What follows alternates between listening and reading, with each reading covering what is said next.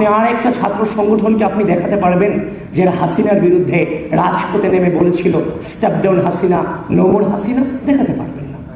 সকালে আমরা ঘুম থেকে উঠে বের হতাম যে অবরোধ সফল করতে হবে, হরতাল আমাদেরকে সফল করতে হবে। সে সময় আমরা 20 জন 25 জন মিছিল করতাম।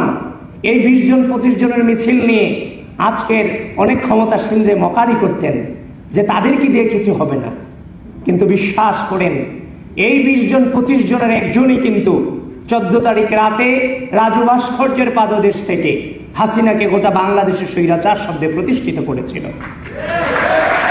রাজনীতি সকলে করবে না, কিন্তু রাজনীতিতে কোয়ালিটি প্রয়োজন। একজন জেনারেল স্টুডেন্টের পক্ষে ফ্যাসিবাদকে সরাসরি স্বৈরাচার বলা তখন আসলে সম্ভব ছিল না। জেনারেল স্টুডেন্টরা এনেছিল বলেই গণঅভ্যুত্থান সফল হয়েছিল। কিন্তু জেনারেল স্টুডেন্টদের মাঝে মিশে হাসিনাকে স্বৈরাচার শব্দে প্রতিষ্ঠিত করার লক্ষ্যে ওই রাজনৈতিক ছেলেটাই কিন্তু হাসিনাকে স্বৈরাচার শব্দে উচ্চারণ করেছিল, যেখানে জেনারেল স্টুডেন্টরা তার সাথে গলা মিলিয়েছে। সুতরাং আমাদের কণ্ঠে আমরা হাসিনাকে স্বৈরাচার শব্দে প্রতিষ্ঠিত করেছি এবং গোটা জাতিকে শিখিয়েছি। সুতরাং বারবারই আমরা ক্ষমতার বাইরে ছিলাম এবং 5 আগস্ট পরবর্তী সময়ে এই গণঅভ্যুত্থানে দৃঢ় ভূমিকা রাখার পরে 6 আগস্ট থেকে মসজিদ, মন্দির, থানা, পাহাড়ের মধ্য দিয়ে আবারও কিন্তু আমরা রাজপথে ছিলাম। সুতরাং আমরা কিন্তু ক্ষমতার 7 বিন্দু পরিমাণ গ্রহণ করার চেষ্টাটুকু আমরা করিনি, এখনো ক্ষমতার বাইরেই আছে। তারপর বলছে ডাকসু নির্বাচন পরাজয়ের কথা আসছে, যে ইলেকশনে পরাজিত হয়ে কেউ কাউকে ছেড়ে দেন। আমি সেটাকে পরাজয় বলতে চাইনি। আমরা যারা রাজনীতিতে বেড়ে উঠেছি, আমরা যারা এই জেনারেশনটা, এই রাষ্ট্রের প্রত্যেকটা ক্রুশাল মুভমেন্টকে কিন্তু আমরা লিড করেছি। যখন এই ঢাকা বিশ্ববিদ্যালয়ের স্টুডেন্টরা গণরঙ্গে স্টুডেন্ট নির্যাতিত হয়েছে, নিপীড়িত হয়েছে, তাদের পক্ষে যখন কথা বলার কেউ ছিল না, তখন কিন্তু আমাদের কণ্ঠে সেই প্রতিবাদী কণ্ঠস্বর আমরাই কিন্তু জারি রেখেছিলাম যে আমার ভাইদের উপরে কেন অত্যাচার হচ্ছে, নির্যাতন হচ্ছে, নিপীড়ন হচ্ছে। দেশব্যাপী আমরা, ক্যাম্পাসব্যাপী আমরা সেগুলোর প্রতিবাদ জানিয়েছিলাম। তো সুতরাং আমরা বেড়ে উঠেছি পরিস্থিতিকে মোকাবেলা করি। আমাদের জীবনে আলটিমেট জিত কিংবা আলটিমেট হার বলে কোনো টার্ম আমাদের লাইফে নাই। আমরা বেড়ে উঠেছি পরিস্থিতি মোকাবেলা করার উদ্দেশ্যে।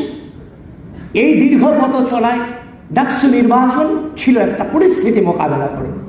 আমরা আমাদের জায়গা থেকে ধৈর্যের সাথে এই রাষ্ট্রের স্বার্থে এই ডাকসু নির্বাচনকে মোকাবেলা করেছি। আমি ভেবি প্রার্থী হিসেবে নির্বাচন করেছি। আমি যতটা কি ফিল করে, কি পরিস্থিতি মোকাবেলা করে আসছি, সেটা বাইরে থেকে হয়তো আপনারা অনেকেই অনুধাবন করতে পারবেন না। একটা জাল বিছানো হয়েছে, যে জাল আপনার খুব পরিচিত, কিন্তু যখন আপনাকে জালে নেওয়া হয়েছে তখন দেখলেন এই জালের কোনো কিছুই আপনার অবশিষ্ট নেই। যার প্রপার দৃষ্টান্ত ছিল নির্বাচনের সকালে আমাকে ভিলেন বানানো হলো, আমি ভোট কেন্দ্র দখলের জন্য দিয়েছি। এটা কখনোই মেইনস্ট্রিম মিডিয়া থেকে আমি এটা আশা করিনি।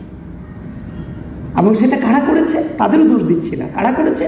যে রিটার্নিং অফিসার আমাকে নিয়ে নির্বাচনী কেন্দ্র প্রদর্শন করেছেন, সেই রিটার্নিং কর্মকর্তারাই কিন্তু সাংবাদিকদেরকে বিভ্রান্ত করতে বাধ্য করেছেন। সুতরাং আপনারা বুঝতেই পারছেন ভিতরটা আমাদের জন্য কতটা ডিফিকাল্ট ছিল। বারবার যদি আপনাদের কাছে অভিযোগ করি, আপনারা সেটাকে আপনাদের কাছেও শুনতে খারাপ লাগবে। এই জন্য পরিস্থিতিটা মোকাবেলা করে এসেছি। কিন্তু নির্বাচন শেষ হয়ে গেছে, তার মানে সবকিছু চুকিয়ে গেছে, ব্যাপারটা তা না। আমরা যে অসঙ্গতি পেয়েছি, সে অসঙ্গতিগুলো আমরা পেয়েছি, সেগুলো নিয়ে আমরা কিন্তু বাংলাদেশের যে নির্বাচনী কালচার, নেগেটিভ রেজাল্ট আসার পরে বিক্ষোভ করা, অবরোধ করা, মিছিল করা, বিশেষ করে 2019 সালের ডাকসু নির্বাচন পরবর্তী সময় ভিসি অফিস অবরুদ্ধ করা, আমরা কিন্তু বিশাল স্যাক্রিফাইসের মধ্য দিয়ে পূর্বের রাজনৈতিক সংস্কৃতিতে ফিরে না গিয়ে আমরা ধৈর্য ধারণ করেছি। নতুন বাংলাদেশের নতুন ছাত্র রাজনৈতিক প্রচলনে আমরা ভূমিকা রেখেছি।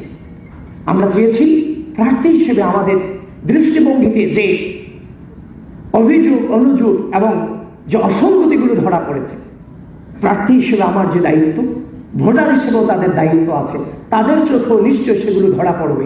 আমার চোখে একদিন আগে পড়েছে, তাদের চোখে দুদিন পড়ে পড়বে। আমরা ধৈর্য ধারণ করেছি যে তাদের পক্ষ থেকে হয়তোবা কোশ্চেনগুলো উঠবে। ইতিমধ্যেই কোশ্চেন উঠেছে, আমরাও তাদের সাথে কণ্ঠ মেলাচ্ছি।